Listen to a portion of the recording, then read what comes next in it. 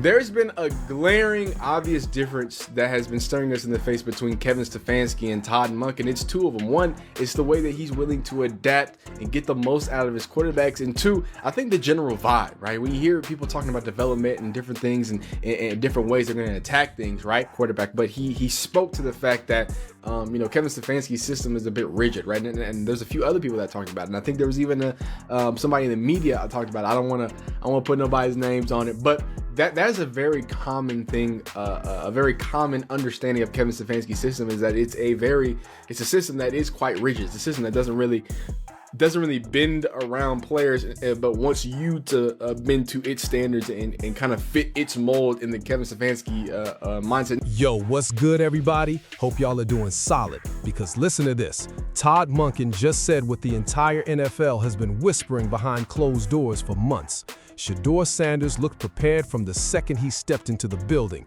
but Kevin Stefanski still kept him buried on the depth chart like none of that talent mattered. Hold up, because that move is aging worse by the day, and everybody can finally see the disaster that was sitting right in front of Cleveland this whole time. Now the one coach with a real reputation for developing quarterbacks is quietly exposing the truth, and suddenly the Browns organization has nowhere left to run from the smoke. Girl, was Stefanski treating Shedeur like competition instead of the future of the franchise? Drop your thoughts in the comments, because we're about to pull the curtain all the way back on what really went down in Cleveland. And trust me, the details Monken just revealed are about to flip the entire narrative upside down. Kevin Stefanski never truly deserved a talent like Shedeur Sanders, and that's the uncomfortable truth the football world is finally starting to accept. Todd Monken barely even had to say much, because the difference between these two coaches jumps off the screen all by itself. One coach walks into a locker room and immediately figures out how to maximize his quarterback's strengths and confidence. The other walks in with a pre-made blueprint and basically says, adapt to my system or enjoy the bench. Stefanski ran an offense so stiff and locked into one identity that it almost didn't matter who lined up under center. The scheme was the scheme, the structure was the structure. Meanwhile, Shedeur, one of the smartest rookie quarterbacks we've seen enter the league in years, got handed restrictions instead of real freedom to grow. That's not quarterback development, that's sabotage wrapped up in fancy coaching language and sold to fans like progress. The second Shedeur walked into that organization, Stefanski's offense already felt like a setup working against him, and nobody inside that building dared to admit it publicly until now. Todd Monken is built completely differently, and every quarterback that has worked with him says the same thing about the man. He studies what his quarterback does best, then builds the entire offense around those strengths instead of forcing square pegs into round holes. That's what elite offensive coaching actually looks like in today's NFL. Stefanski did the exact opposite.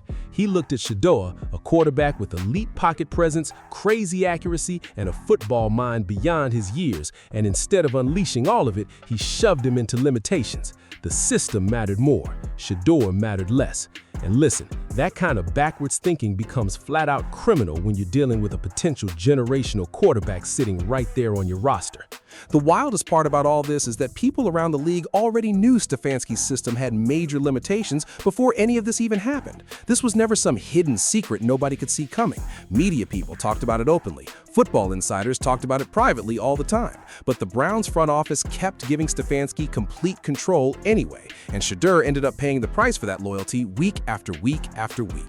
What happened to Shedeur during that rookie stretch was a full organizational collapse, and Cleveland's front office deserves just as much blame for the mess as the coaching staff does. Shedeur came into the league ready to compete immediately. His football IQ was never the issue. His arm talent was never the issue either.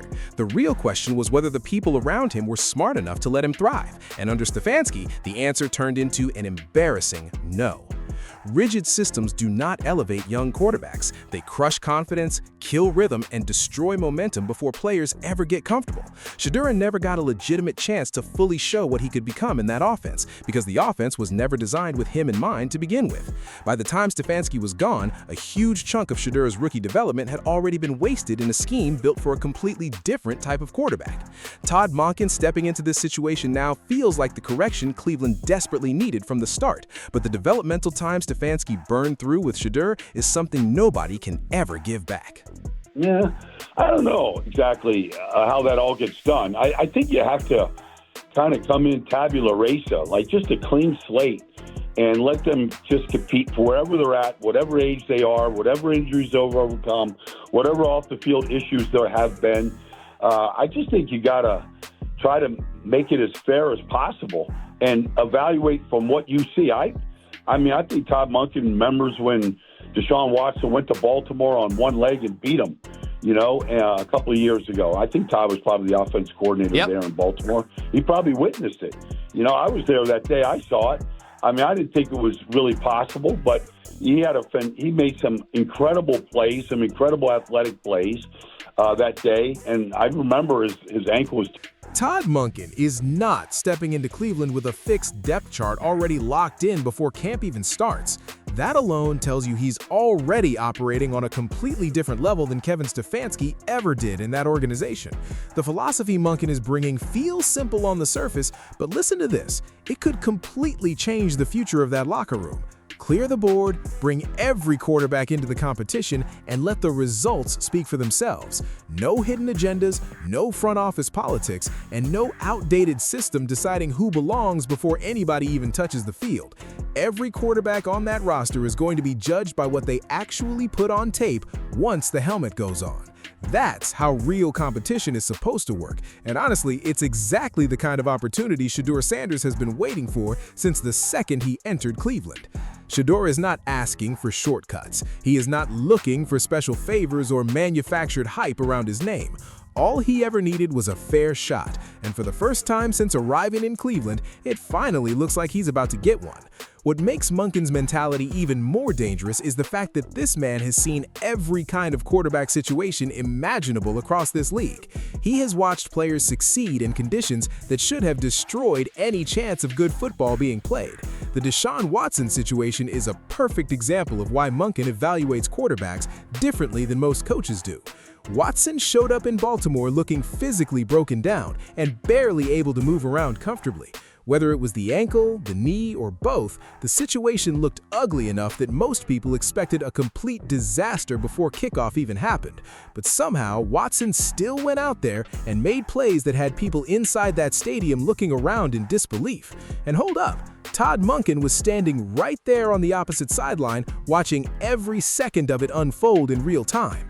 That kind of experience changes how a coach looks at players forever. A coach who has already watched a battered quarterback fight through pain and still create explosive moments is not going to fall for lazy narratives or surface-level criticism during evaluations. He has seen too much football for injuries, outside noise, or media storylines to cloud his judgment process anymore. That clean slate approach might honestly be the biggest blessing Shedeur Sanders could have possibly received this offseason. Think about what that means for a young quarterback who spent the most important stretch of his rookie year trapped inside a system that never matched his strengths to begin with. Under Stefanski, Shedeur never truly walked into an environment built to maximize who he was as a player. He entered a building that already had its identity locked in, and the expectation was that he would change himself just to fit inside it. Monken is tearing all of that apart from the ground up. Every quarterback will compete, every quarterback will earn their evaluation strictly on merit and performance.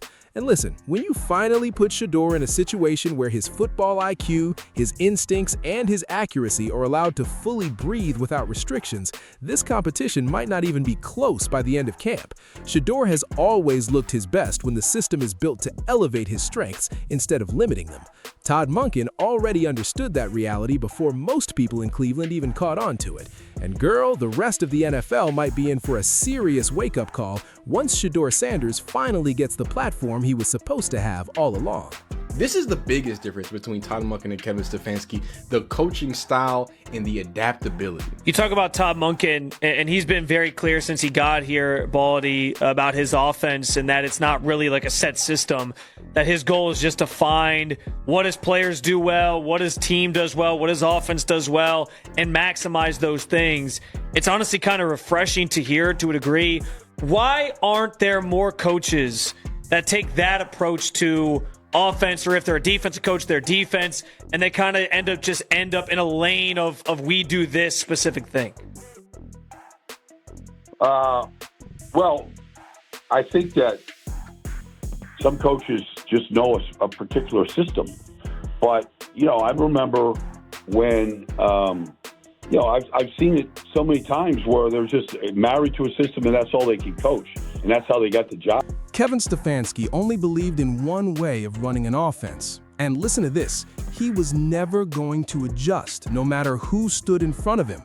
That mindset became his identity as a coach, but it also became the exact reason everything eventually fell apart in Cleveland. Coaches like Stefanski enter the league with a pre-packaged system already locked into their brains, and no matter how much talent walks through the building, they refuse to move off it. That is not real coaching. That is stubbornness hiding behind a play sheet and a headset. Shedeur Sanders came into the league with elite instincts, a high-level football IQ, and the kind of natural quarterback talent offensive coordinators dream about developing. And instead of building around that talent, Stefanski basically looked at him and said, "Nah, fit into my structure." The structure never adjusted. The structure was never going to adjust. And while Stefanski kept protecting his precious offensive philosophy, Shedeur's rookie development was quietly falling apart behind the scenes. Meanwhile, quarterbacks all around the league were getting elevated by coaches who actually studied what made their players special. Shedeur got trapped inside a system controlled by a coach who only knew one way to operate and had zero interest in evolving beyond it. Todd Monken is the complete opposite of Kevin Stefanski, and at this point, the difference between the two is almost hard to ignore. Monken has been transparent from day one since arriving in Cleveland. There is no rigid philosophy controlling every decision. There is no frozen playbook forcing players to adjust to something outdated. There is only the talent sitting in front of him and figuring out how to maximize it at the highest level possible. That mentality sounds basic on paper, but hold up, that kind of adaptability is actually rare in the NFL today. A lot of coaches hit a certain point in their careers and completely stop evolving. They discover one scheme that got them success, and they ride that exact formula until ownership finally decides to move on from them. Todd Monken never became one of those coaches. He coached at the college level, he coordinated offenses in the NFL, he moved between different football environments constantly, and every stop sharpened his understanding of how to adjust around personnel, instead of forcing personnel to adjust around him. That background is exactly why this situation feels different now. He is not entering Cleveland searching for a quarterback who perfectly matches his offense already. He is building the offense around whichever quarterback proves he deserves the keys to it. And listen, when Shedeur Sanders wins this competition, because a lot of people around the league already believe he will, the offense Monken creates around him is going to look nothing like the stale version Cleveland ran under Stefanski. That is what should have Browns fans excited right now more than anything else. Stefanski's offense became painfully predictable over time. Defensive coordinators around the league already knew what was coming before the ball was even snapped. Monken throws that entire mentality straight out the window. He studies what his quarterback naturally does best, then attacks defenses through those strengths instead of limiting them. With Shedeur, that means building around a fast-processing quarterback with elite accuracy, advanced pocket awareness, and the ability to read defenses before the play even develops. Girl, if Monken fully unlocks those strengths inside the right offense, defensive coordinators across the NFL are going to have serious problems trying to slow that down. Stefanski wasted valuable time trying to force Shedeur into a system built for somebody else entirely. Todd Monken is about to show the football world what Shedeur Sanders actually looks like once a real offensive coach finally stops standing in his way. Give the defense like Josh Cribbs. all this information and all this talent on the field. It don't just sound good, it sounds like a plan. You put those guys on the field at the same time. You know my motto. Yeah, if it makes sense, they they probably won't do it. But that's why I get excited, because when we got rid of Stefanski, right? My biggest issue with Stefanski is that his evolution didn't come with the players that he got. His evolution didn't come with the players he's got. And I tell y'all this all the time. And it's so funny. we're getting into the point of the season, I guess, where, because people always got a problem with teams.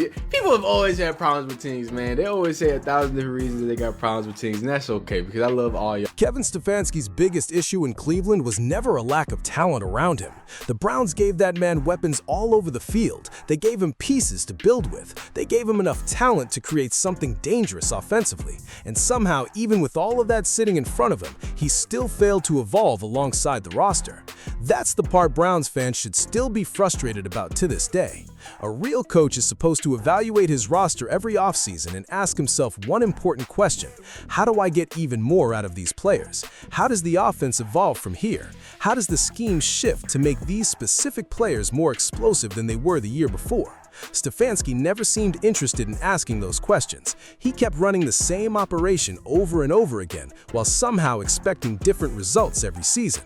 The roster changed, the talent changed, the personnel around him constantly changed, but Stefanski stayed locked into the same habits the entire time. That's not philosophy, that's a ceiling. And once your head coach reaches a ceiling, every player underneath him eventually smashes right into it too, including Shedeur Sanders, who deserved a coach willing to grow with him instead of one who'd already stopped evolving years ago.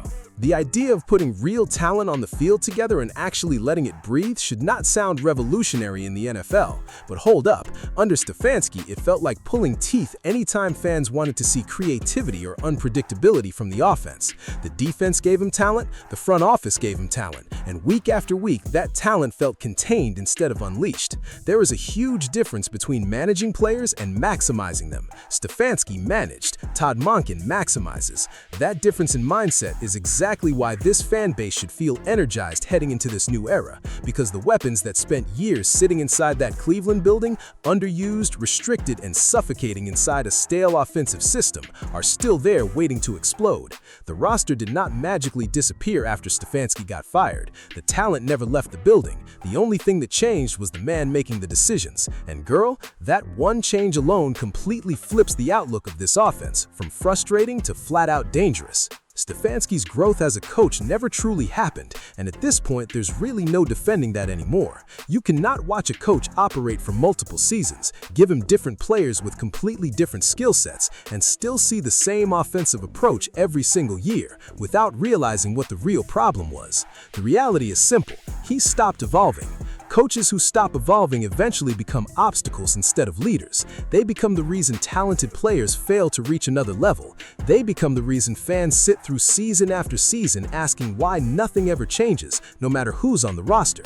Shedeur Sanders became the clearest example of that entire failure. A rookie quarterback with that kind of talent needed a coach willing to study him deeply, adjust around his strengths, and build something authentic specifically for him. Instead, he landed with a coach who had already decided exactly what his offense would look like long before Shedeur even walked into the facility.